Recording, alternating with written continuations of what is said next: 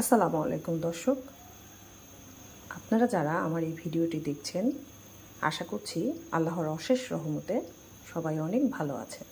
আলহামদুলিল্লাহ আমিও ভালো আছি।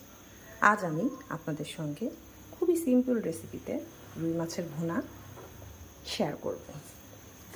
তাহলে শুরু করি। বিসমিল্লাহ।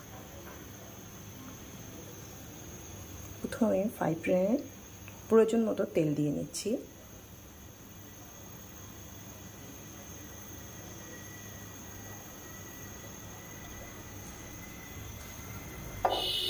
আর পাশের চুলায় আমি ফার্ম চিকেনটা চড়িয়ে দিয়েছি।